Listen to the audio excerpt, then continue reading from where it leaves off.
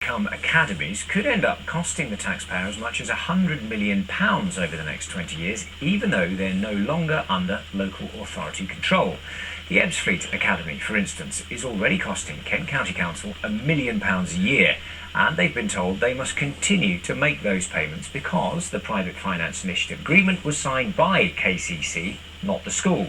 With another 6 PFI schools already potentially following suit, there's a warning it could have a major impact on the finances of schools that are left.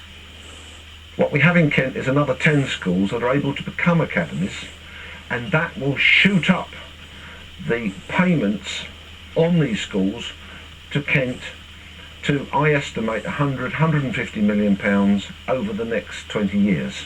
That's an enormous sum. It comes directly out of the school's budget.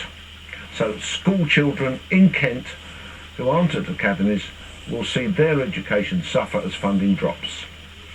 Well, in total there are 11 schools in Kent built using a private finance initiative where private companies have invested money into state services to maintain and run them. The county council then pays that money back over the following 25 years. But when a school becomes an academy, it opts out of local authority control, and therefore the LEA gets less money from the government. However, the authority still has to pay that PFI money. Otherwise, they could have used it for their own schools.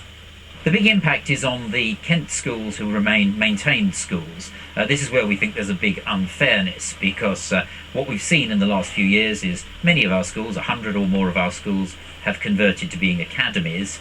The same burden, or in fact a slightly increasing burden, now falls on a smaller number of schools. Our political reporter, Ellie Price, is in Tunbridge Wells for us now. Ellie, so Kent County Council say that they're concerned about the situation, that it's unfair. What's the government got to say?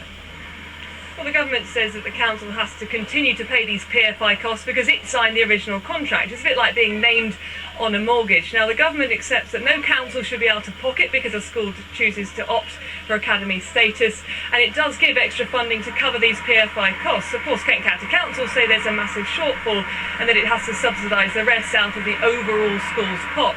So if more of these 11 PFI-funded schools across Kent decide to opt for academy status, they say it's a problem that could be magnified. Okay, Ellie, thank you very much. Well, Kent County Council say they haven't given up on the issue and will be continuing talks with the Department of Education as well as the schools and academies themselves.